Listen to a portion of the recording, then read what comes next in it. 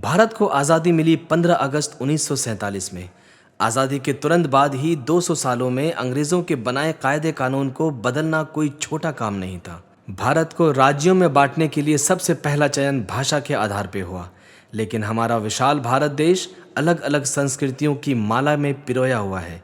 यहाँ तो कदम कदम पर भाषाएं, रहन सहन, जाति, धर्म आपको अलग अलग दिखेंगे, लेकिन इस चटकीली संस्कृति में विचारधारा तो सबकी एक जैसी नहीं हो सकती ना। इसीलिए समय समय पे अलग राज्य बनने की मांगें उठती रही हैं। इसी तरह की एक लड़ाई लड़ी तेलंगाना ने, जो 2 जून 2014 से पहले आंध्र प्रदेश का हिस्सा था।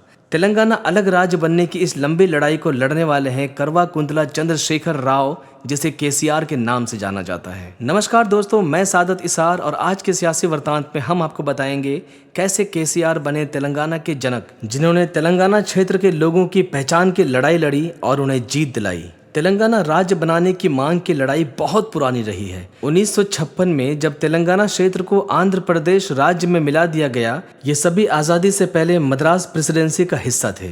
इस विलय से तेलंगाना क्षेत्र के लोग कभी खुश नहीं रहे और अपनी पहचान की लड़ाई तब से लड़ते आ रहे हैं। लेकिन इस लड़ाई को अपना मकसद बनाने वाले थे चंद्रशेखर राव यानी केसीआर। केसीआर का जन्म 17 फरवरी 1954 में हैदराबाद के चिंतामणका गांव में हुआ था। छात्र राजनीति से केसीआर ने राजनीति की शुरुआत कर दी थी। युवा कांग्रेस पार्टी का हिस्सा बनने के बाद केसीआर बाद में तेलुगु देशम पार्टी में शामिल हो गए। 1983 में केसीआर ने आंध्र प्रदेश विधानसभा का पहला चुनाव लड़ा, लेकिन मदन मोहन ने उन्हें पछाड़ दिया। 1985 में उन्होंने सिद्धिपीठ क्षेत्र से चुनाव लड़ा और जीत गए और 1999 तक लगातार इसी विधानसभा क्षेत्र से जीत दर्ज करते रहे। 1996 में केसीआर को चंद्रबाबू नायडू की सरकार में परिवहन मंत्री का पद हासिल हुआ। आंध्र प्रदेश की राजधानी में अपनी धाक जमा चुके केसीआर ने तेलंगाना के मुद्दे को हमेशा उठाते रहे और इसकी मांग करते रहे, लेकिन सरकार के अनसुनेपन से यह मुद्दा केवल आवाज़ों तक ही सीमित रहा। लेकिन 2000 में झारखंड, उत्तराखंड जैसे राज्य के पृथक होने की वजह से फिर से केसीआर को एक बल मिला और उन्होंने तेलंगाना को अलग राज्य बनाने की ठान ली। उस समय केसीआर विधानसभा में डिप्टी स्पीकर का कार्यभार संभाल रहे थे। 2001 में केसीआर ने डिप्टी स्पीकर पद से इस्तीफा दे दिया और तेलुगु देशम पार्टी छोड़ दी और अपनी एक नई पार्टी तेलंगाना राष्ट्र समिति की स्थापना कर दी। 2004 में कांग्रेस से इस वादे के साथ हाथ मिलाया कि अगर वो सत्ता में आई तो तेलंगाना को एक अलग राज्य का दर्जा मिलेगा। आम चुनाव हुए, केसीआर की नई टीआरएस पार्टी 5 सीट जीत गई, लेकिन कांग्रेस सत्ता में आने के बाद इस वादे को पहले की तरह खड़काती रही।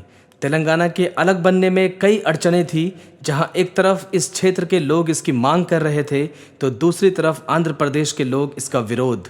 इस रस्साकसी का एक ही केंद्र था, हैदराबाद। आईटी सेक्टर और दवा कंपनियों का ये खजाना वाला शहर कोई छोड़ने को तैयार नहीं था। पूरे आंध्र प्रदेश का 40% रेवेन्यू अकेले हैदराबाद से मिलता था। अपने वादे से कांग्रेस को मुकरता देख केसीआर नाराज हो गए और उन्होंने 2006 में गठबंधन सरकार तोड़ दी। हालांकि कांग्रेस ने केसीआर को 2004 से 2006 तक श्रम और रोजगार मंत्री भी बनाया, लेकिन केसीआर अपने उद्देश्य से पीछे हटने को तैयार नहीं थे।